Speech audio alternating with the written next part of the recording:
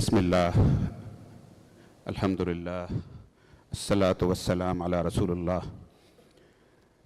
جیسے کل بات کی تھی کہ قرآن ڈیوائن بک ہے، ڈیوائن ریویلیشن ہے یا انسانی کلام ہے، اس پہ بھی دین کے دشمنوں نے کافی لمبی چوڑی بحث چھوڑ کے رکھی ہے رسول اللہ صلی اللہ علیہ وسلم کے زمانے سے، اور آج بھی اس پہ جب اسلام پہ اور قرآن پہ حملے ہوتے ہیں تو یہ بھی ایک کی فوکس رہتا ہے۔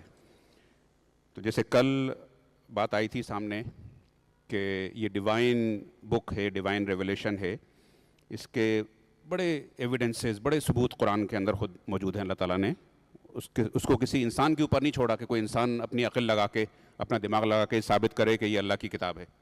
اللہ تعالیٰ نے خود ہی اس چیز کا اہتمام کیا ہے اس کتاب کے اندر۔ اب جیسے کل بات ہوئی تھی کہ فاتحہ کے بعد بقرہ آتی ہے جو 13-14 سال بعد نازل ہوئی مدینے میں، کیا تعلق ہے سورہ فاتحہ سے اس کا؟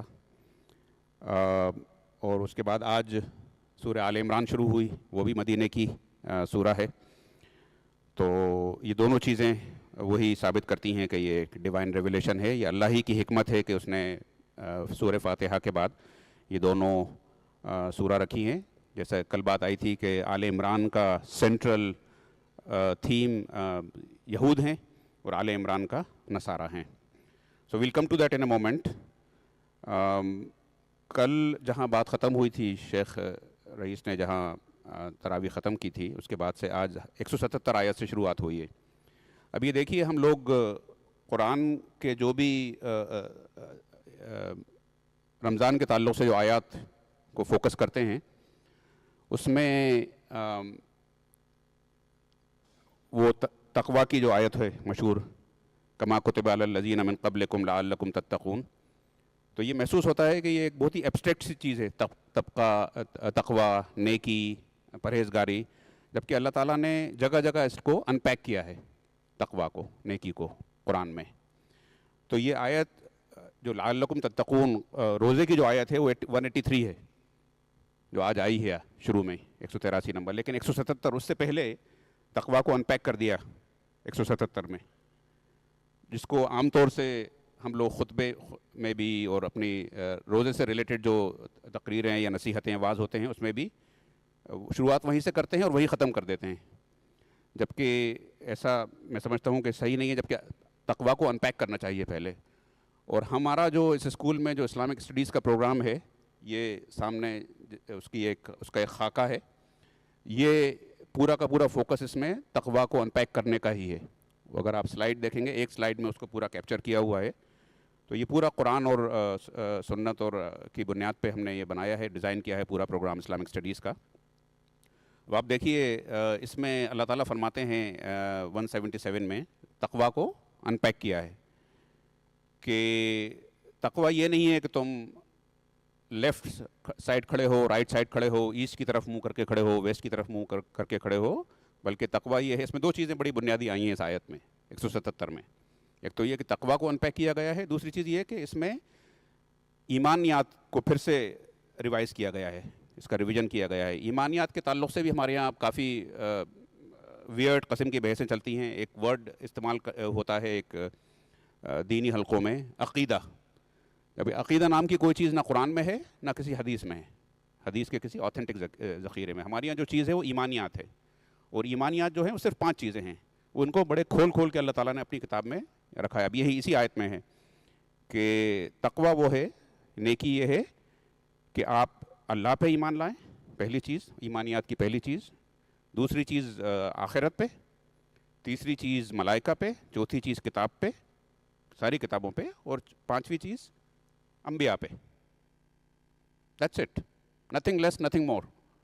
نہ اس سے کچھ کم ہے ایمانیات، نہ اس سے کچھ زیادہ ہے۔ یہ دیکھیے آپ، وہ 5 پلر جو نظر آ رہے ہیں وہ سب اس کو، ان میں سے جو پہلا جو پلر ہے اس میں وہ سب صرف یہ 5 چیزیں ہم کور کراتے ہیں۔ اس میں کوئی عقیدے کی بحث نہیں ہوتی، کوئی کسی اللہ کی کتاب کے علاوہ کسی اور چیز پہ فوکس نہیں ہوتا۔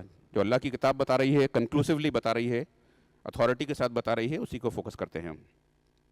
اس کے بعد مال خرچ کرنے پہ اس پہ زور دیا گیا ہے کہ اللہ کی راہ میں مال خرچ کرو، اور جو وعدے کرو. کل بھی یہ بات آئی تھی کہ یہود و نصارہ کی جو غلطیاں جو ہائی لائٹ کی گئی ہیں قرآن میں، ان میں سے ایک بڑی غلطی یہ یہود کی جو کے اوپر جو کرائم کی ان کا چارج شیٹ لگائی ہے اللہ تعالیٰ نے، اس میں یہ ہے کہ جو وعدہ کرتے ہیں وہ وعدہ پورا نہیں کرتے. اب آج کی تاریخ میں غزہ میں باقاعدہ ایک معاہدہ ہوا ہے جس کے تحت سیز فائر ہوئی ہے، لیکن وہ وعدہ بریک کر دیا انہوں نے ابھی بالکل کرنٹلی. یہ ان کی خصلت میں شامل ہے. تو یہاں جو یہود و نصارہ کے جو قصے سنائے گئے ہیں قرآن میں، وہ صرف سٹوریز نہیں ہیں for the sake of stories. یہ ہمیں بتایا گیا ہے کہ تمہارا کیریکٹر بھی کیا یہ ہے. تم لوگ بھی جو وعدے کرتے ہو تو اپنے وعدوں سے پھر جاتے ہو کیا؟ تمہارے اندر کوئی کیریکٹر، زبان نام کی، پرومس نام کی کوئی چیز ہے کہ نہیں ہے؟ یہ ہے اس کا مقصد ہمارے لیے. جو صبر کرتے ہیں، یہ دیکھیے آپ، جو صبر کرتے ہیں، یہاں پہ پیشنس آپ کو نظر آئے گا کہ ہماری جو لرنر پروفائلس ہیں اس میں کہ صبر جو ہے بہت امپورٹنٹ ہمارے پروگرام کا حصہ ہے، کہ ہم صبر بچوں کے اندر کس طرح سے، اپنے اندر سب سے پہلے، اور اس کے بعد پھر اپنی ٹیم میں اور اپنے اسٹوڈنٹس میں کس طرح سے ان کو انکلکیٹ کریں. اس کے بعد یہ آخر میں بتایا گیا ہے اولئک الذین صدقوا واولئک هم المتقون. اب یہ ہیں آنیسٹ لوگ. یہ دیکھیے پہلی جو I S P learner profile ہے ہمارے یہاں، یہ لوگ ہیں جو آنیسٹ ہیں، اور یہ ہیں متقی. یہ پورا کا پورا جو تقویٰ کا جو انپیک کیا ہے ہم نے اپنے پروگرام میں، وہی اللہ نے اس آیت میں اس کو انپیک کیا ہے.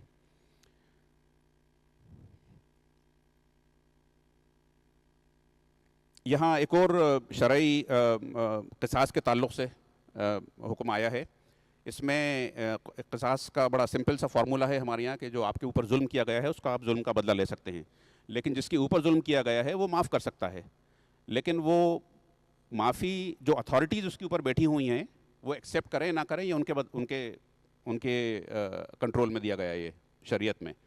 یعنی دو لوگ مل کے آپس میں ایک دوسرے پہ ظلم کر کے، اور یہ نہیں کہہ سکتے اتھارٹی کے پاس آ کے، اگر اتھارٹیز کو علم ہو گیا ہے کہ ہمارا کمپرومائز ہو گیا ہے اب آپ کو کچھ نہیں کرنا اس میں، ایسا نہیں ہے. اتھارٹی چاہے تو اس کو ایکسیپٹ کرے شریعت میں، یا چاہے تو ایکسیپٹ نہ کریں. یہ ہمارے یہاں چیز دن رات آتی رہتی ہے پرنسپل صاحب کے پاس کہ کسی نے کسی کے اوپر زیادتی کی، کسی نے ظلم کیا، انہوں نے کہا نہیں وہ تو ہم ٹھیک ہو گئے. اب یہ اس کے بعد اگر یہ اتھارٹی چاہے کہ نہیں ان کو تو ہمیں سزا دینا ہے، تو یہ شریعت میں پوری طرح سے ہمارے اسٹیبلشڈ رول ہے. یہ تھوڑا سا میں سوچا قصاص سے ہم کنیکٹ کریں اپنے جو کرنٹ سچویشنز یہاں آتی ہیں اس کو. یہ میں نے آلریڈی کور کر لیا ہے، جو 183 میں جو یا ایھا الذین آمنوا کتب علیکم الصیام، تمہارے اوپر روزے فرض کیے گئے جس طرح سے پہلی امتوں پہ فرض کیے گئے تھے، لعلکم تتقون. تو یہ ہمارا لعلکم تتقون کا جو یہ پورا کا پورا پروگرام ہے، یہ کمپلیٹ پروگرام، یہ اسی کو ہم نے ان پیک کیا ہے جو ابھی ہم نے آیت 177 میں بھی پڑھا ہے اور آگے بھی آتے رہے گا انشاءاللہ. یہ 188 میں ولا تاکلوا اموالکم بینکم بالباطل، یہ بہت امپورٹنٹ آیت ہے. ہم سمجھتے ہیں کہ ایک دوسرے کے مال پہ حملہ کرنا، ایک دوسرے کے مال کو، کیش کو چھیننا یا پراپرٹی کو چھیننا، یہی اللہ تعالیٰ کی نظر میں بہت بڑا جرم ہے. ہر طرح کے حق مارنا ایک دوسرے کا، ایکچولی کسی بھی طرح کا حق ہے ایک انسان کا دوسرے انسان کے اوپر، اس حق کو کم دینا. دونوں چیزیں ایکول کرائم ہے اسلام میں. حق کو کم دینا یا اپنے حق سے زیادہ لے لینا، دونوں چیزیں برابر کی جرم ہے یہ.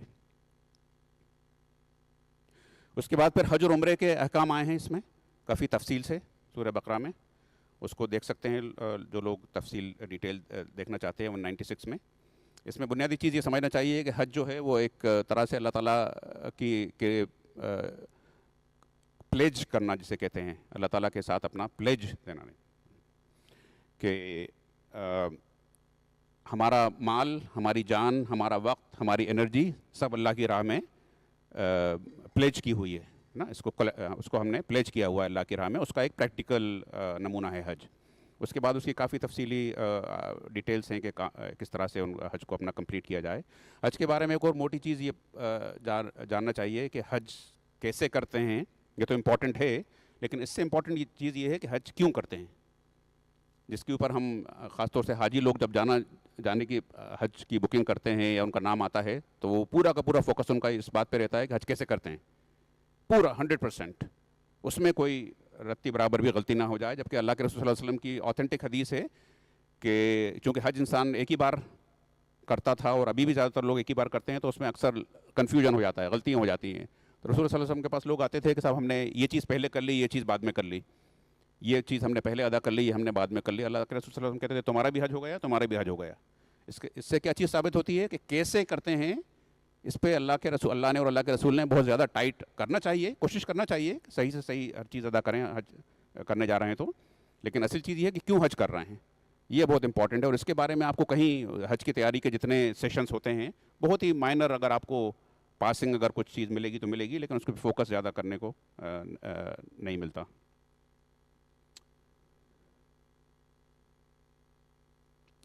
ان لوگوں کے بارے میں فرمایا گیا ہے آگے چل کے کہ کچھ لوگ ہیں جو دنیا پہ فوکس رکھتے ہیں، ان کا جو فوکس ہوتا ہے وہ دنیا میں زیادہ سے زیادہ چیز حاصل ہو جائے. لیکن اللہ تعالیٰ جس چیز کو پسند کرتا ہے وَمِنَ النَّاسِ مَن يَشْتَرِي نَفْسَهُ ابْتِغَاءَ مَرْضَاتِ اللَّهِ، کہ جو اللہ کی رضا حاصل کرنے کے لیے اپنے آپ کو بیچ دیتے ہیں. آپ یہ دیکھیے یہاں پر جو کچھ سکھایا جا رہا ہے اس میں آخر میں دیکھیے آپ کے یہاں پلیجر آف اللہ کی رضا، یہ وہی چیز ہے. پلیجر یعنی جو چیز آپ اچھے کام کر رہے ہیں تو وہ دنیا کو دکھانے کے لیے نہیں کر رہا ہے، نہ وہ دنیا میں کوئی چیز حاصل کرنے کے لیے کر رہے ہیں. آپ کا جو الٹیمیٹ اینڈ گیم ہے وہ یہ ہے پلیجر آف اللہ. تو یہ چیز بھی ہمارے اسلامک اسٹڈیز کے پروگرام کا حصہ ہے، اور جو پیورلی قرآن کے اوپر بیسڈ ہے. ایک بہت امپورٹنٹ آیا ہے جو مجھے اکثر میں یہاں پر بھی استعمال کرتا ہوں ہمارے قرآنک سیشنز میں، کہ ام حسبتم ان تدخلوا الجنہ. یہ 214 آیت ہے. ہم یہ سمجھتے ہیں کہ ہمارے اوپر بہت ظلم ہو رہے ہیں، زیادتیاں ہو رہی ہیں، اور ہم تو بڑے نیک لوگ ہیں اور اللہ کو اور اللہ کے رسول کو ماننے والے ہیں، تو ہمارے اوپر اتنی مصیبتیں کیوں آ رہی ہیں. یعنی یہاں کے ہندوستان کے مسلمان بھی اور ساری دنیا کے مسلمان. تو یہاں اللہ تعالیٰ نے 1500 سال پہلے یہ بات بتا دی ہے کہ جو پاتھ ٹو جنہ ہے، یہ دیکھیے آپ ٹاپ پہ بالکل جو ٹاپ آف دا پیرامڈ جو چیز بیٹھی ہوئی ہے، یہ کوئی بیڈ آف روزز نہیں ہے. یہ it's not a walk in the park کہ آپ کو کچھ تکلیفیں نہ ہوں، مشکلات نہ ہوں، چیلنجز نہ ہوں، ٹیسٹس نہ ہوں، اور آپ ایک دن اچانک قبر میں سے اٹھ کے جنت میں پہنچ جائیں گے. ایسا نہیں ہے. اس آیت میں بڑا کلیئرٹی کے ساتھ بتایا گیا ہے، اور ہمارے جیسے گناہ گار مسلمانوں کے تعلق سے نہیں بتایا گیا. یہ کس کے بارے میں بتایا گیا ہے؟ اللہ کے رسول اور ان کے ساتھی، یعنی اصحاب رسول.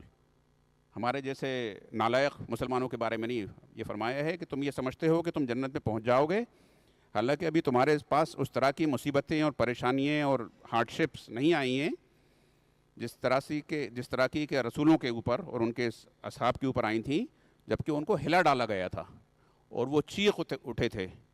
یعنی اتنی مصیبتیں آئی تھیں، اتنی پریشانیاں آئی تھیں ان کے سروں پہ کہ وہ چیخ اٹھے تھے کہ متی نصر اللہ کی مدد کب آئے گی.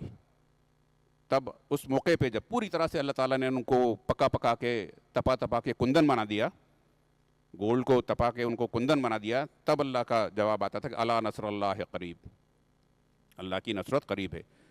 مطلب ایسا نہیں ہے کہ بس ہم نے لا الہ الا اللہ محمد رسول اللہ کہا، کوئی اسلامی جماعت جوائن کر لی، کوئی اسلامک اسکول جوائن کر لیا، اور پھر ہم یہ ایکسپیکٹ کریں کہ بس اب اللہ تعالیٰ کی رحمتوں کی بارش شروع ہو جائے گی. ایسا نہیں ہے. یہ اللہ تعالیٰ نے بڑی کلیئرٹی کے ساتھ ہمیں بتایا ہے. ایک اور امپورٹنٹ چیز اس میں یہ بتائی گئی ہے 216 میں، کہ یہ اسی بنی اسرائیل کے تعلق سے کہ جب ان کے اوپر قتال فرض کیا گیا، جنگ فرض کی گئی، تو اس وقت یہ اس سے نفرت، چونکہ ظاہر ہے کہ قتال کا مطلب یہ ہوتا ہے کہ آپ اپنی جان لے کے نکلتے ہیں اللہ کی راہ میں، تو اس پہ ان کو کافی دے اسٹارٹڈ سلکنگ کہ کیا ضروری ہے، یہ کیا ہونا چاہیے، ہمارے اوپر کیا اس کی مصیبتیں آئیں گی.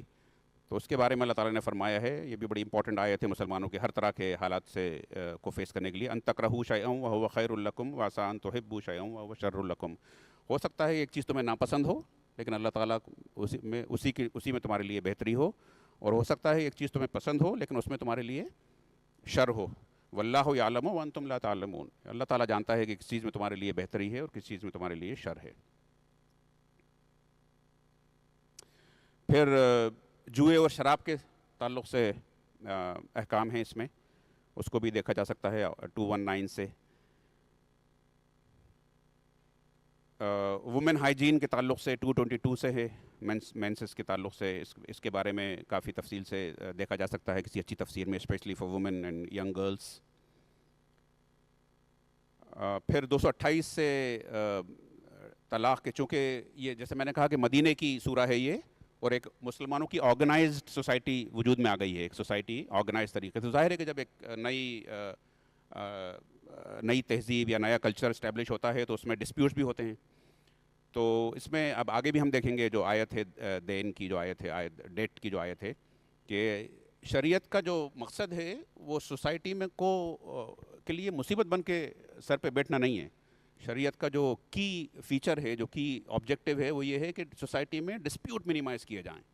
ایک دوسرے لوگ اس طرح سے شریعت پہ عمل کریں اللہ کے خوف کی، اللہ کے ڈر کی وجہ سے، کہ ڈسپیوٹ کم سے کم ہوں.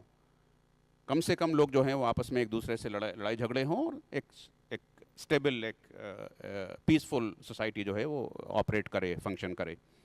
تو اس میں ڈیورس کی جو ظاہر ہے کہ وہ ڈیورس جب بھی ہوتی ہے جب ڈسپیوٹ ہوتا ہے بٹوین ہسبینڈ اینڈ وائف، وہ بلو اپ ہو کے وہ دو فیملیز کا بن جاتا ہے. اور پھر آج کل تو اس طرح کے ظلم ہو رہے ہیں، یہاں جو قانون بنے ہیں نئے دنیا بھر میں بنے ہیں، کہ اس میں ایک طرح کی لاٹری لگا دی گئی ہے وومن کے لیے، کہ وہ چاہے تو طرح طرح کے الزام لگا دے اپنے سسرال والوں پہ، اپنے شوہر پہ، اور پھر اس کے بعد ڈے لائٹ رابری کر رہی ہیں مسلمان عورتیں، جو بڑے بڑے مینٹیننس کے کیسز لے کے جاتی ہیں عدالت میں، اور پھر بڑے بڑے رقم جو ہے وہ ڈاکہ ڈال کے اپنے ہسبینڈ کی جیب پہ وہاں سے وہ حرام مال لے کے آتی ہیں. تو اس کے تعلق سے کافی ڈیٹیل میں یہاں پہ کہ اگر ڈسپیوٹ ہو، میریٹل ڈسپیوٹس ہوں، تو اس کو کس طرح سے سارٹ آؤٹ کرنا چاہیے دونوں خاندانوں کے بیچ میں بھی بیٹھ کے، اور معاشرے کو اس میں، سوسائٹی کو اس میں کیا رول پلے کرنا چاہیے.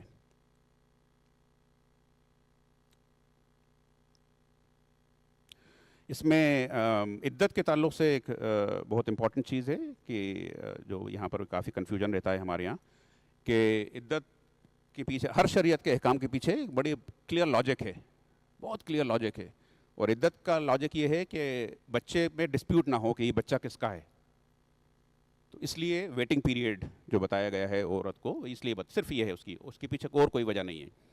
تو اگر طلاق کے نیکسٹ ڈے اگر پریگننٹ وومن کی ڈیلیوری ہو جاتی ہے، نیکسٹ ڈے، آج طلاق ہوئی، کل اس کی ڈیلیوری ہو گئی، تو عدت ختم ہو گئی شریعت کے اعتبار سے. لیکن یہاں ظاہر ہے عجیب طرح کے فتوی دیے جاتے ہیں کہ نہیں، اس کو جو ہے نا پیریڈ کو انہوں نے فوکس کر لیا یہاں کے علماء نے اور فقہا نے، جبکہ اس کے پیچھے بڑا کلیئر لاجک ہے کہ اگر آج طلاق ہوئی ہے اور پریگننٹ تھی وہ مین، اور کل اگر ڈیلیوری ہو گئی ہے تو وہ بس اس کے بعد پھر کوئی عدت نہیں ہے.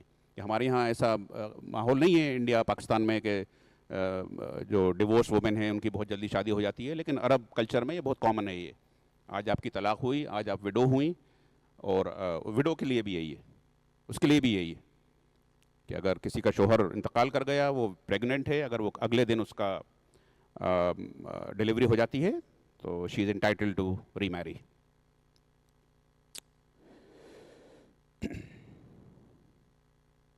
یہاں 246 سے پھر سے مسلمانوں کو کچھ احکامات دے کے پھر آیت جو ہے اللہ تعالیٰ کا خطاب، اللہ تعالیٰ کا ایڈریس ٹرنز ٹو بنی اسرائیل. اور اس میں جالوت اور طالوت کا قصہ بیان کیا گیا ہے. یہ بھی بڑا انٹرسٹنگ قصہ ہے، اس کو دیکھا جا سکتا ہے 246 سے 246 247 میں، کہ وہ کیا کہانی تھی اور کس طرح سے اللہ تعالیٰ نے بنی اسرائیل کو ایک بار اور دے ور پٹ تھرو ٹیسٹ، اور جس ٹیسٹ میں وہ مسلسل ناکام ہوتے رہتے تھے، فیل ہوتے رہتے تھے، اس ٹیسٹ میں ایک بار پھر سے وہ فیل ہوئے.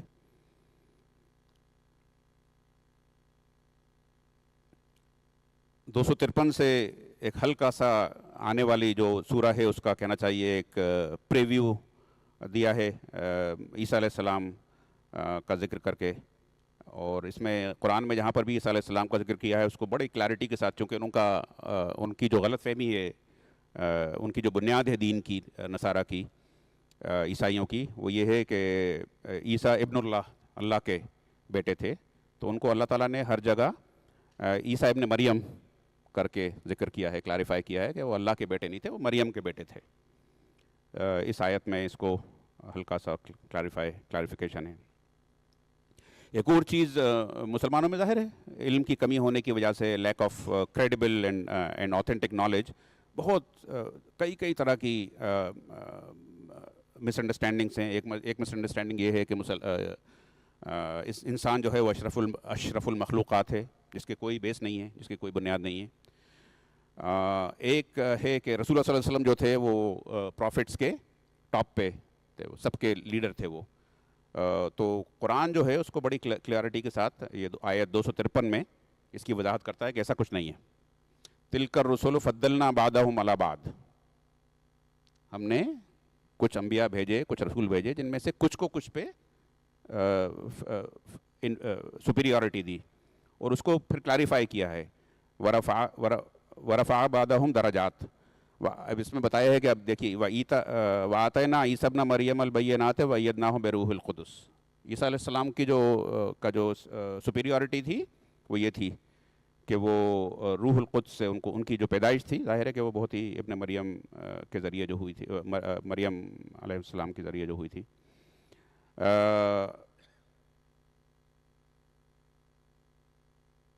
اسی طرح سے موسیٰ علیہ السلام کا ذکر کر کے بتایا ہے کہ ان سے اللہ تعالیٰ نے کلام کیا. یہ ان کی سپیریورٹی تھی جو رسول اللہ صلی اللہ علیہ وسلم نے نہیں کیا. ان کی عیسیٰ علیہ السلام کی پیدائش ایک بہت ہی بڑا عجوبہ تھی جو ان کی سپیریورٹی تھی، اور موسیٰ علیہ السلام کو تو جسٹ کلیریفیکیٹری پوائنٹ ہے یہ کہ اللہ تعالیٰ نے فرمایا قرآن میں کہ کچھ کو کچھ پہ فضیلت دی گئی ہے. پھر ابراہیم علیہ السلام کو قصہ انٹروڈیوس کیا گیا ہے 258 میں. ابھی دیکھیے قرآن کے 4 گروپس کو ایڈریس کرتا ہے قرآن پرائمریلی، موٹے موٹے. پہلا گروپ وہ ہے جو مشرکین عرب تھے، بیسیکلی قریش مکہ، یہ ان کے پہلے ایڈریسی تھے رسول اللہ صلی اللہ علیہ وسلم کے قرآن کے. اس میں سے جو لوگ اللہ کے رسول کی بات پہ ایمان لاتے گئے وہ مسلمان کہلائے، اور جو لوگ نہیں لاتے گئے، جو ریجیکٹ کرتے گئے اس کو، وہ مشرکین عرب. تو یہ 2 گروپ بن گئے. اس کے ساتھ ساتھ 2 اور گروپ تھے اسی علاقے میں جو کہ پرانی کتابوں کے فالوورز تھے. اس میں سے ایک یہود تھا اور ایک نصارہ تھا. تو براڈلی یہ 4 گروپ ہیں جن کو قرآن ایڈریس کرتا ہے. تو جب قرآن کو پڑھتے ہیں تو کبھی، جس طرح میں نے ایک سیشن میں یہاں کہا تھا کہ چونکہ یہ اللہ تعالیٰ کی اٹس اے ہیونلی اسپیچ، وہ آسمانی خطاب ہے. یہ قرآن جو ہے وہ ریٹن کوئی آرٹیکل نہیں ہے کہ بڑے فلو میں چل رہا ہے، اس کا پہلے انٹروڈکشن ہے، پھر اس کا مڈل ہے، پھر اس کا اینڈ ہے، پھر اس کا کنکلوژن. ایسا نہیں ہے، اٹس اے اسپیچ. اب اسپیچ میں اگر 4 گروپ بیٹھے ہیں تو کبھی ایڈریس اس سے ہو رہا ہے، کبھی اس سے ہو رہا ہے، کبھی اس سے ہو رہا ہے ایڈریس. یہ ہے قرآن کا اسٹرکچر.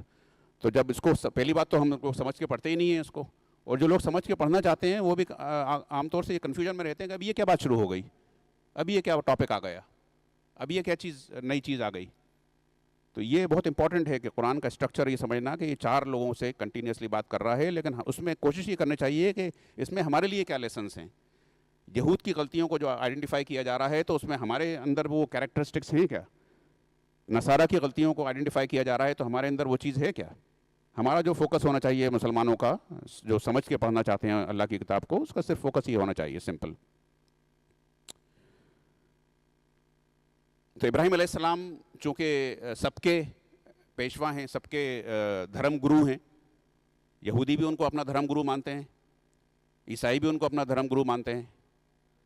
مشرکین عرب جو اسماعیل علیہ السلام کی اولاد تھے، جو قریش کے جن کو ہم مشرکین کے نام سے جانتے ہیں، وہ بھی اپنے آپ کو انہی کے بیٹے تھے نا، یہ انہی کی اولاد تھے. یہ تو وہ بھی ابراہیم علیہ السلام کو اپنا دھرم گرو. یہ وہ والے مشرکین نہیں ہیں جو ہم اس ملک میں یا اور دوسرے ملکوں میں جو دیکھتے ہیں آج کی تاریخ میں. وہ مشرکین عرب جو تھے وہ بالکل وہ ابراہیم علیہ السلام کی اولاد تھے. ان کا بیک گراؤنڈ بالکل الگ تھا. تو اس بیک گراؤنڈ میں جب آپ پڑھیں گے قرآن کو تو بڑی کلیئرٹی کے ساتھ ہر چیز سمجھ میں آتی رہے گی کہ مشرکین عرب جو ہیں وہ یہاں دوسرے ملکوں کے مشرکین کے ایکویولنٹ نہیں تھے وہ کبھی بھی. تو اور ظاہر ہے کہ رسول اللہ صلی اللہ علیہ وسلم تو تھے ہی ابراہیم علیہ السلام کے انہیریٹر. تو یہ 4 لوگ اپنے آپ کو جو ہے وہ اپنے دھرم گرو کی حیثیت سے ابراہیم علیہ السلام کو مانتے ہیں. اسی کے تعلق سے ابراہیم علیہ السلام کا ذکر یہاں لایا گیا ہے. اور ایک جو چھوٹا گروہ ہے جس کے بارے میں کل بھی بات ہوئی تھی اور آگے بھی کافی ان کے بارے میں بات آئے گی، وہ ہیں منافقین. ان کو بھی ایڈریس کیا گیا ہے اس میں، جو کہ مسلمانوں کی ٹیم میں شامل تھے لیکن ٹیم کے اندر سے رہ کے اس کو ویک کرتے رہتے تھے. پھر جیسے میں نے کہا یہ قرآن کی سب سے لمبی آیت ہے. یہ جو آیت ڈیٹ کے تعلق سے، لون کے تعلق سے، جیسا میں نے کہا کہ شریعت کا جو کی آبجیکٹو ہے وہ یہ ہے کہ ڈسپیوٹ کو منیمائز کرنا. سوسائٹی کو کسی ٹائٹ سٹرکچر میں باندھ کے نہیں رکھنا، بلکہ آپ کے جو لڑائی جھگڑے ہوں آپس کے، اس میں کم سے کم چیز ہو۔ اب ایک اس میں یہ دیکھیے بہت امپورٹنٹ چیز ہے جس کے بارے میں آج کل بہت لوگ اس کا خیال نہیں رکھتے، اور اس کی وجہ سے پھر لڑائی جھگڑے شروع ہوتے ہیں کہ جب ایک دوسرے سے لین دین کرتے ہیں، کسی نے کسی کو قرض دیا، کسی سے قرض لیا، تو اس وقت تو حالات تعلقات خراب نہیں ہوتے، قرض دینے کے بعد خراب ہوتے ہیں اصل میں۔ تو اس وقت یہ سوچتے ہیں کہ ارے یہ تو میرا دوست ہے، یہ تو میرا رشتہ دار ہے، یہ برا مان جائیں گے، تو لکھنے پڑھنے کی کوئی ضرورت نہیں ہے، اور وٹنس بٹھانے کی کوئی ضرورت نہیں ہے، اس کو ڈاکیومنٹ کرنے کی کوئی ضرورت نہیں ہے، آپ کو کوئی اس میں وٹنس لانے کی اور اس کے گواہ لانے کی کوئی ضرورت نہیں، جبکہ اللہ تعالیٰ نے بہت ہی زور دے کے یہ کہا ہے کہ جو بھی فکس ٹرم کا کوئی بھی معاہدہ کرو لینے دینے کا، تو اس کو لکھ لیا کرو۔ ہو سکتا ہے کہ ایک انسان خائن ہے، وہ لکھی ہوئی چیز پہ بھی پلٹ جائے کہ نہیں میں نہیں دے رہا، تو وہ ایک الگ بات ہے، اس کا تو کوئی علاج ہی نہیں ہے۔ لیکن آپ سے یہ کہا گیا ہے کہ جب دو مسلمان آپس میں کوئی اس طرح کی ڈیلنگ کریں لینے دینے کی، تو اس کو بہت ہی کلیئرٹی کے ساتھ کانٹریکچولی اس کو بائنڈ کر لیں تاکہ کسی طرح کا ڈسپیوٹ آگے نہ ہو۔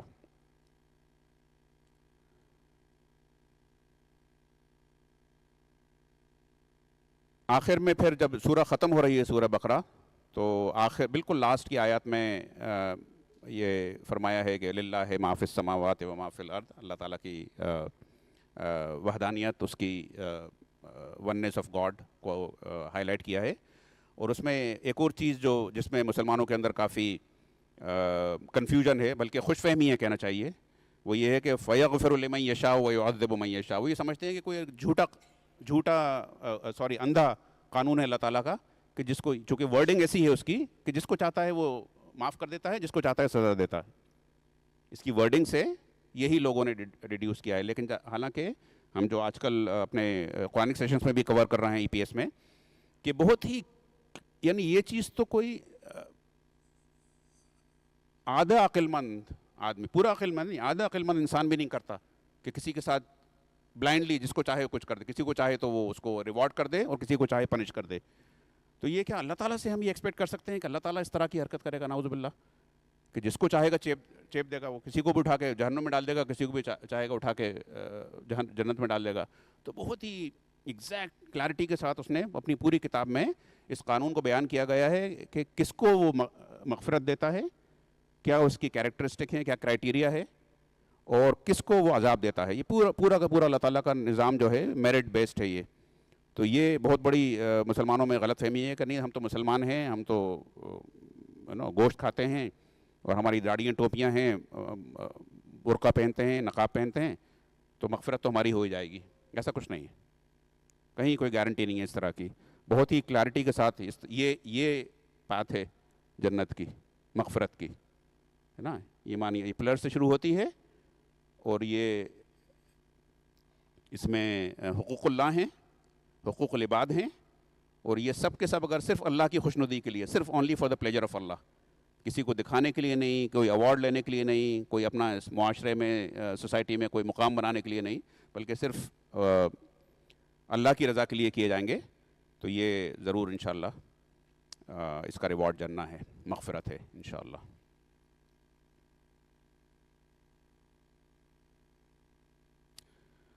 اور اس میں کافی آل عمران میں کچھ چیزیں ہیں، یہاں پھر سے آیت نمبر 17 میں پھر سے تقویٰ کو اور پرہیزگاری کو اور نیکی کو انپیک کیا گیا ہے، بالکل آخر میں لاسٹ ہے بیفور آئی کنکلوڈ۔ الصابرین والصادقین والقانتین والمنفقین والمستغفرین بالاسحار۔ تو اس میں یہ دیکھیے آپ پھر سے ISP، پیشنس، ٹروتھفلنس، اوبیڈینس، اور جنراسٹی بھی آپ کو دکھے گی اس میں، اور those who seek forgiveness before بالاسحار، صبح کی یعنی صبح کی نماز، فجر یا فجر سے پہلے کے وقت جو نمازیں پڑھی جاتی ہیں اس میں اللہ تعالیٰ سے معافی مانگتے ہیں۔ تو ہم بھی یعنی انسان اللہ سے معافی مانگنا تو بہت اچھی بات ہے، لیکن ہمارے یہاں اللہ تعالیٰ انسانوں سے بھی معافی مانگنے کا پورا یہ پروگرام کریکولم ہے، یہ پورا فرگیونیس، سیکنگ فرگیونیس، لوگوں کو معاف کرنا، لوگوں کو ایک دوسرے کو معاف کرنا، اور اللہ تعالیٰ سے معافی مانگنا۔ ربنا تقبل منا انک انت السمیع العلیم وتب علینا انک انت التواب الرحیم۔ السلام علیکم ورحمۃ اللہ۔